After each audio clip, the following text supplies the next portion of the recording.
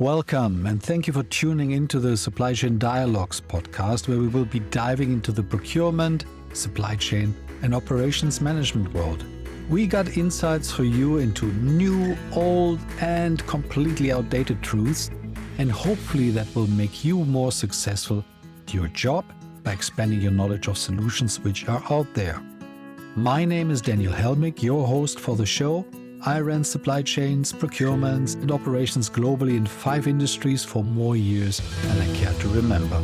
And I'm Amy, the AI-generated co-host voice of the show. I will ask the questions and provide from time to time facts and figures provided from my other AI siblings. Thank you, Amy, and let's dive into the show. This show is called Unleashing 21st Century KPI Mastery, or just stop looking only into your rearview mirror. Do you recall a time when you were riding in your or someone else's car and visibility was very poor, like a dense fog, heavy snowstorm, dust or debris, or morning or evening sun glare? Like every decent and careful human being, you probably slowed down and started to look way longer into your rearview mirror just to ensure that the next person riding up to you is not colliding with you. Even better, you stopped until the situation cleared itself.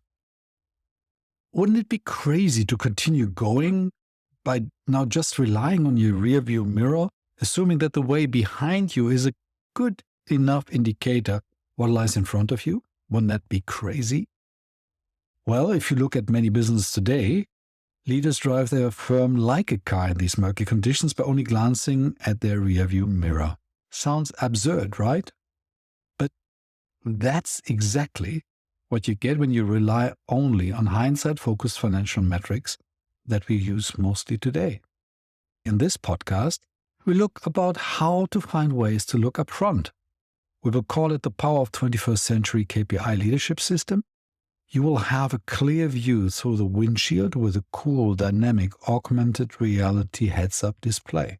And yes, it involves AI, but as well cleaning up some of our current mess that we have. So let's start, as always in this podcast, by defining the current state of affairs. So we established already that this driver is piloting a car completely in the fog and glancing at his or her rearview mirror to basically see a little bit what is going on. But the rearview mirror that we have is actually displaying information that is 1 to 3 weeks old.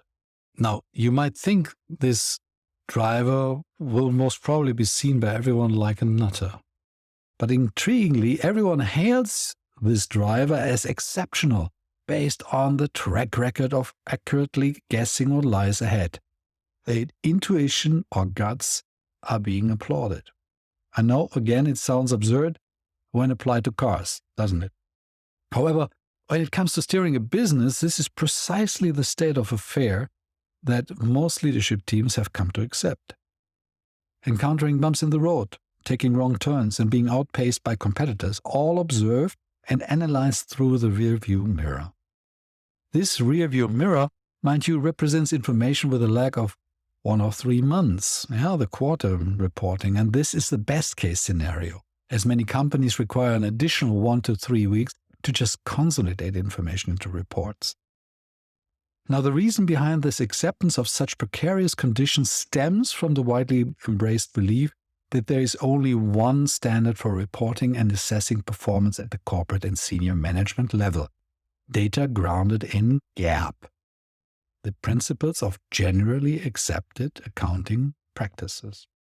CEOs and supervisory boards have become masters in scrutinizing financial data, elevating the art of peering into the rearview mirror, and if they are lucky, the markets and investors are applauding. So let's dig a bit deeper and assess the current state of affairs to uncover opportunities for improving within this wildly strange scenario that we have come to accept.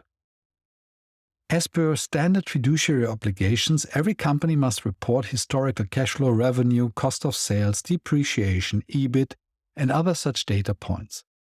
These figures are consolidated after the conclusion of each reporting period. In our car cockpit analogy, they represent the fuel and the mileage per hour indicators. How much fuel equals cash, do I still have in the tank?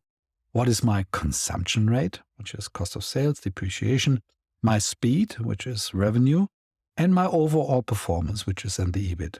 And all of this gives something similar to miles per hour. In the business world, it is called EPS, ROI, ROE, ROA, OM, and cash flow as examples. But you cannot ride a car with just looking at fuel consumption, right? So if we look at business, there should be additional metrics and KPIs such as sales metrics like daily orders, hit rate by customer on segment, the margin by order, market penetration, mix changes, along with operational KPIs like inventory turns, conversion or commodity cost, daily productivity, on-time delivery, and PPM or customer rejection. And then if you look at R&D and engineering metrics, there is time to market, on-time release, and adherence to project milestones. And these are metrics that should be understood and enhanced to ensure a smooth ride. In our car metaphor, they respond to the steering wheel, accelerator, and stick shift, to keep it simple. Board of directors typically assess these metrics on a mostly quarterly basis, if at all. So the ride is quite rough since they overcompensate or oversteer all the time due to the delay in information that they're getting. So relying primarily on gap information as such to drive your business creates a gap, which is a pun intended here. In other words, attempting to navigate a car by peering into the rearview mirror and steering solely based on fuel and mileage indicators requires considerable intuition, as they call it.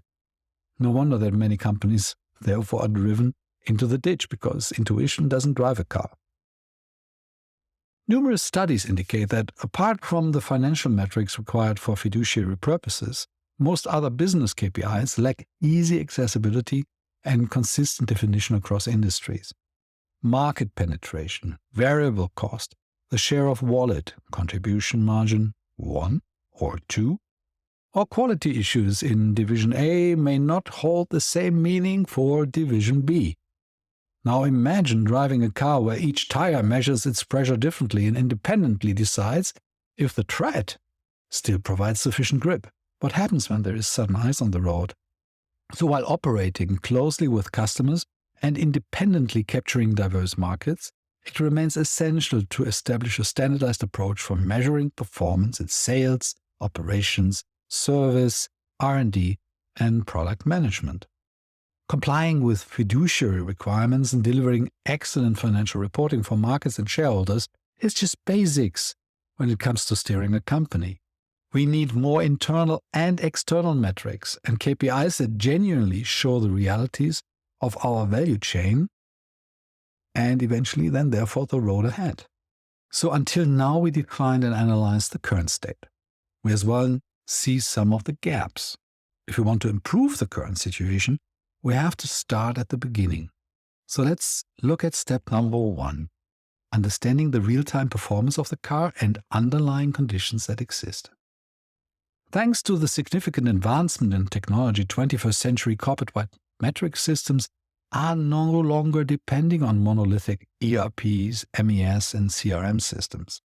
Cloud computing platforms like Microsoft Azure, Amazon Web Services, Google Cloud Platform, and their non-US counterparts offer the capability to consolidate various business systems on a daily or even hourly basis. By leveraging cloud service providers, internal data scientists, and machine learning engineers, along with user-friendly reporting tools like Power BI and Tableau, we can swiftly gain a fresh perspective on the driving conditions and performance opportunities. However, achieving this requires a corporate-wide consensus on the metrics and the KPIs to be tracked, along with aligned definitions akin to something like generally accepted metrics principles. You could call it GAM, if you like. Defining these metrics by function should not take more than a few days. I've done it in my former life and it actually works quite well. Subsequently, the board of directors must then determine the priority level of these metrics, first, second, and third tier metrics. Or in other words, what do we need to see in which level of granularity on our level and then on the next level? Besides this, it makes it real. All collected data are to be standardized and directly accessible to authorized personnel, ensuring integrity without any manipulation or optimization of information. In other words, you will be amazed how much well-meant data manipulation is happening on the different levels of your organization today. Getting to the ground level of data and pulling them up into the cloud eliminates this whitewashing, well-meant but still whitewashing, or at least makes it transparent. The fascinating thing about the last couple of years in computer science is that the standard of consolidation can be as close to real time as possible, regardless of whether the information is currently used weekly, monthly, or quarterly. Having all the information readily available in real time enables the creation of, for example, a digital twin of the entire value chain. Imagine the possibilities for decision-making going forward. For more insights on this topic, I invite you to explore our blog post and podcast on digital twin value chain. Now, by consolidating all this data into information, you now can create insights. Since we're here on this point in terms of data and information and insights, let's step back and just define them, because they are used all over the place and it's important for anything that we discuss further. Data is the raw and unprocessed representation. Information is the organized and structured data that provides context, and insights are the meaningful and actionable knowledge that is derived from analyzing information. The progression from data to information to insights represents the transformation of data into valuable decision keystones that can drive decision-making and better business outcomes. Thank you, Amy. You now just have to construct a real-time digital dashboard or cockpit for the entire business, and no longer just talking about data or information, but get into true insights. An environment that is fully transparent and consistently optimized. Most reports today are on the level of data. For example, how many sales orders did we have in last quarter, or information. The PPM numbers of 14 plants have improved. Only with data scientists working with operational teams and asking why and what all the time, you can get to a more sophisticated level of then actually talking about insights, like, due to the inflation level of country X versus Euro, our sales did stay stagnant, even if the revenue volume went up. Or the soldering issue in one of the sets of semiconductors shipped to 6 plants resulted 5 months later in a spike in warranty claims. 57% of customers moved after this instance to their competitor.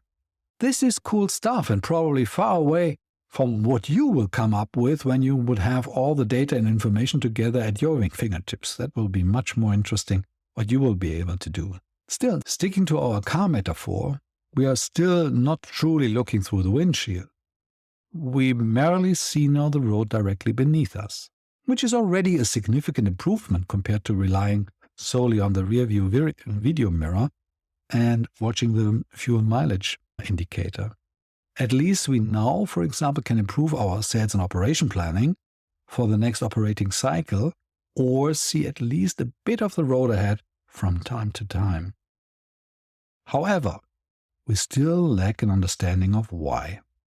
Do we have an increase or decrease in orders because of sales team efforts, the launch of new products by R&D, on-time and quality delivery by production, and so on? In 80% of cases, we will be left guessing as we lack insights into the underlying conditions of the road, the broader landscape around us, and most importantly, the direction in which we are actually heading. Therefore, we now have to look at step 2 of improving the current situation, which is then what I would call in the car metaphor the LED headlights and the heads-up display. Now, we move on to the next phase of embracing 21st century key metrics, deploying these glaring LED headlights to provide the driver with a clearer view of the surrounding, and, as a truly top-class car today, adding an augmented reality heads-up display. In addition to the wealth of internal data we would now have available, we now start incorporating external indicators. We can pick from GDP, Inflation Index, Consumer Confidence Purchasing Manager, and Baltic Dry Index, or use Architecture Billings or Misery Index, which combines inflation and unemployment, or KPIs such as the Treasury to Eurodollar spread, the Venture Capital Funding Index, and more. You probably can think of a few more less popular external factors that might be impacting your specific business. We can also leverage information age indicators like social media penetration rate or influence score, online sentiment analysis, social media reach, and tweet analysis. With these expanded data sources, we can employ tools like ANOVA, multivariate analysis, and factor analysis to uncover correlations that drive insights into possible feedback loops between external factors in our own operations and performance. But before you now open your old statistics book again, let's establish that these methods today are already kind of antiquated. By harnessing machine learning analytics such as reinforcement learning, natural language processing, or even generative adversarial networks with your competitor data, we elevate our insights to an entirely new level. Now let's pause for a moment. Up until now, we were only updating the rearview mirror in our car and adding some cockpit dials, gaining insights into our internal performance. But by integrating machine learning capabilities with the amalgamation of internal and external data, we wipe the windshield clean, install the LED xenon headlights, and gain both a view into the broader landscape, like with environmental insights, and a heads-up display that highlights statistical correlations. In other words, we obtain predictive cues that can help us to now actually navigate. This means we are no longer merely reacting and relying on our agile management skills or so-called intuition or guts to stay on course. Instead, we can proactively anticipate what lies ahead, because now we have a 3D rendering of the way ahead shown on our heads-up display. And to use our car metaphor one final time, what happens when you have a clear view through the windshield with no fog or snow obstructing your vision? You can drive faster, safer, and leave all the other cars that still have drivers fixated on the rearview mirror in, well, you guessed it, your own rearview mirror. So I hope that you are with me that there is so much more opportunity when it comes to leadership KPIs and metrics in today's environment. We have a boatload of opportunities if we stop myopically looking at only the readily available, backward-oriented material we get from our finance departments and start embracing operational metrics and external data points to draw true insights, building our head-up display and LED lights. Okay, so now let's look at your company and assess where your company stands in terms of embracing 21st century metrics and KPIs by examining the statement below. Try to count how many of the following questions posed by Amy you can confidently answer with a resounding yes based on factual evidence. Do all our sales, operations, and financial data reside in a single database or data lake? The days where storage and computing powers costs a lot are long history. But most systems we use today are still designed based on this scarcity mindset, meaning that data, information, is not floating to the top where we can view it, but held in vaults, trezors, data islands somewhere hidden. Check whether the following IT tools are in full use in your shop: Docker or Kubernetes, virtual machines, Apache Hadoop, Apache Spark, Amazon Redshift, Google BigQuery or Azure Cosmos DB, TensorFlow, PyTorch, Scikit-learn, Apache Airflow, AWS Glue, or Google Cloud Dataflow for pipeline creation. If none of this or very little is used, for example only in test applications, you have a gap, which is great because you can fix it and have a view on the road ahead very soon. Can we assess the status of orders, mix, margins, customers, plant performance, and health and safety indicators on a daily basis? Break free from financial gap view and think about your moving car. As soon as you establish daily, even hourly or real-time data feeds that leads to information and insights, you will never want to go back. Just think back with your smartphone when you suddenly had instant news, instant weather forecast, or messaging system information. Do you want to go back to the old days? Our contribution margin 1 and 2, variable cost, overhead cost, absenteeism, productivity, mix change, and market penetration measured consistently across our entire business. We covered this already in other blog posts and podcasts, but as a question it belongs as well in this section. What Amy mentioned are some of the typical metrics and KPIs that are ill-defined by default in most companies. Ensure that you define algorithm, nominator and denominator clearly for each metric and KPI. Otherwise, you compare apples with peaches or end up with melon reporting. If you'd like to know what melon reporting is, listen to Quality Revolution 2.0 podcast. And a spoiler alert, it's a quote from Vladimir Lenin. Do we utilize modern reporting software like Power BI throughout the company, with the board of directors relying heavily on this type of reporting and consider PowerPoint outdated for operational and functional metrics reporting? I've used PowerPoint unfortunately for most of my career and wasted endless hours of myself and my teams to generate material that was used maybe in a meeting, but quickly was forgotten. Software like Power BI, Tableau, and others create highly professional output, which can be used in any management meeting. So, 2 birds with 1 stone. Up-to-date or up-to-hour information and insights, and at least 10% efficiency gain of all the people involved.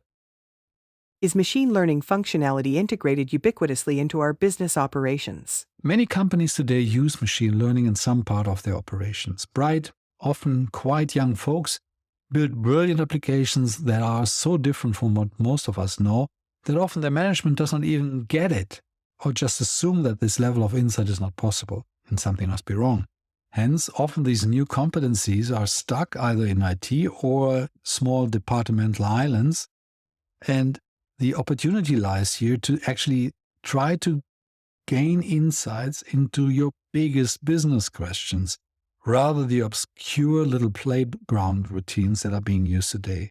Be playful, be curious, but solve large problems that your company grapples with. Is our access control set up to strike a balance between providing the necessary openness for running the business and preventing data leakage? Still remember when I saw the astonishing look of my colleague, a global sales head, when I told her that we shared our operations data with all plants, divisions, and countries, unless there were legal restrictions. She then spent 30 minutes explaining to me that in her customer management and sales operations system, every country, division, and business unit had their own access rights and did not share with any of the other entities. The access control for the system was so complicated that when she was asked to implement Salesforce, she nearly threw the towel. My point is, if there is a corporate data lake, let the people surf on it.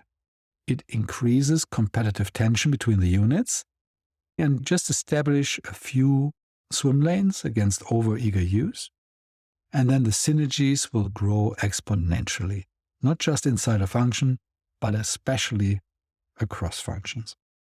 Do we embrace the idea that real-time reporting is the new norm? Batch and monthly or quarterly reporting belongs into the accounting area. Operations and company reporting should be in the speed of today, which is now. Are all operations personnel incentivized to provide accurate and timely information into systems such as ERP, MES, CRM, and the likes, with measures in place to address omissions and misuse? After you did the job that you have to do and you then have to basically input it into the system, it normally is done with omissions.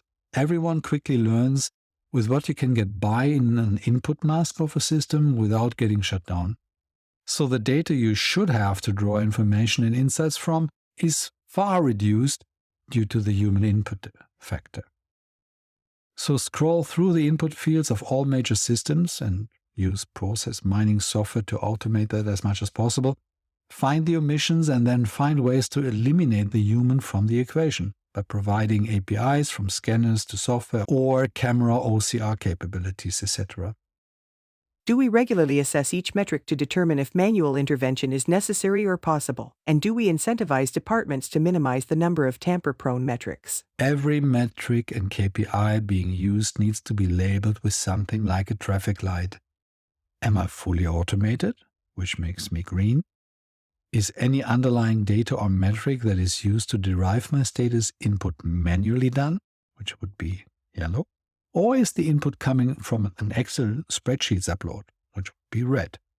And then ask every department to become green over 2 years. Now, if you answered yes to the majority of these questions, congratulations! It indicates that you have a firm grip on your 21st century business cockpit. Enjoy the rewards with your employees, customers, and shareholders. And maybe stop listening now and enjoy another podcast. I recommend Hidden Brain, Freakonomics, TED Radio Hour, No Stupid Questions, or Thinking Aloud. However, if you find that several of the statements don't apply to your company, or if you're unsure about the answers, it shows a significant opportunity for improvement. And probably the biggest from all the topics we covered in this podcast series to date. Now, to grasp the size of the prize, let's examine a few companies that achieved remarkable success by working with clear sets of metrics beyond hindsight financial indicators. Take, for example, Danaher under the leadership of Larry Culp, who is now CEO of GE, and Honeywell under Dave Cote. These companies experienced significant growth during the time their leaders focused on metrics that went well beyond the traditional financial metrics, the fuel mileage gauge.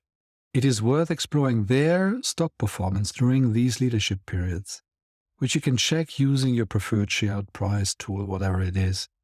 Look at Danaher from 1985 to 2015 and Honeywell from 2004 to 2016. You may as well consider examining companies like Unilever and Procter & Gamble, all during the times that their leadership utilized operations-inspired metrics. These organizations constantly improved operational and financial metrics to better serve customers and shareholders long before machine learning became popular and financially feasible. Now imagine the possibilities when you combine this attitude, having at least real-time rear-view mirror sight towards metrics, and in addition leverage AI and cloud services to uncover insights that help you in predicting the road ahead. The impact of this level of performance could have on your company is left to your imagination. But it's reasonable to expect that it will propel you from linear to exponential growth. So as always in this podcast, we aim to provide a practical and actionable pathway for improvement rather than just marveling at the opportunity or problem. Setting up a 21st century KPI cockpit or dashboard requires a clear plan and commitment from the management board. Here are some of the key points to consider. So let's start with the time plan again. The implementation process can take approximately 12 months, depending on the current focus and readiness of the organization. The board sponsor should be the CEO or COO, and they should be the lead and champion of this initiative. Do not farm it out to the CIO, the Chief Information Officer. This is a business topic and should be run via the business guys. When we look at the project setup, one should start with a board presentation showcasing best-in-class business cockpits with internal and external metrics. Contrast the current level of transparency in your organization and establish the target state. Then develop a blueprint and assemble a small cross-functional task force with clear objectives. Conduct focus groups to agree on the set of metrics and KPIs. Ensure monthly reporting to the board by the COO or CEO with clear output KPIs. Build a reporting setup using tools like Power BI or similar platforms, and have the CEO report quarterly as well to the supervisory board. If you look at digitalization automation opportunities, it is clear it is very, very high, the opportunity that we have here. The technology and cloud computing infrastructure are readily available. The main challenge lies in the willingness of the management board to embrace digitalization fully and then bringing in the competence to get it done. You just have to accept that the people implementing it are younger than the decision makers. This is important to understand, since not experience over decades is key, but technological knowledge available just since the last 5 to maybe 10 years. Let's look at the risk. The risk associated with this initiative is, in our opinion, low. If necessary, you can continue steering your company using traditional methods or your rearview mirror. So you can always continue staying blind, but just why would you? Looking at the cost is moderate since computing and storage costs came down massively. Allocate resources for an internal task force, employ external support as needed, and invest in visualization platforms like Power BI. Set up a data warehouse to gather metrics and create APIs to integrate data from all ERPs, MES, and CRM systems. Additionally, deploying data scientists and machine learning engineers throughout the company is absolutely required. This skill set should permeate the whole fabric of your company. So let's look at keeping it real in terms of controlling and succeeding long term. As mentioned before, we need to establish certain guardrails or swim lanes around data transparency and ensure ongoing monitoring of internal and external criteria that correlate with business performance. Continuously then update and improve the KPIs based on insights generated. Remember that this is something that you grow into. And accept that KPIs and metrics can change, depending on the focus. After all, seeing it month after month, suddenly 100% of performance is not really interesting. Then you move to something else which you're trying to resolve. When we look at the watch outs, just be prepared for pushback from various functions and organizations, including board members who may resist increasing transparency. Address concerns by clarifying an amnesty for past issues and incentivize improvements in the new and updated KPIs. So let's conclude. Thank you for listening to this podcast on 21st century leadership dashboards. And we suggest stop driving by looking into your rearview mirror alone. The opportunities presented today are immense. We have the power to shape our destinies through combining the improvement of the old with adding the new via digital transformation and innovation. Embracing 21st century metric systems that go far, far, far beyond traditional financial measures allow us to leverage data from across the organization and analyze it for insights and augment it by correlated external factors. By adopting this approach, business can achieve exponential growth and break free of these old-fashioned traditional limitations. So, as always, stay safe and be bold in your journey on your own data highway. And stop just looking at the rearview mirror. Now, looking a little bit ahead, we will again change gears and talk about functional outsourcing. And hear the good, the bad, and the ugly. A big thank you as well from me. Did you enjoy this podcast? If you did, sign up for the Close the Gap blog and the Supply Chain Dialogues podcast on our webpage, or listen in on Apple Podcasts, Spotify, or any other major platform. And if you are interested in having a dialogue about the topic, receive some advisory support on how to tackle it best in your firm, just leave your email on our website or give us a call. That's it, folks. Goodbye.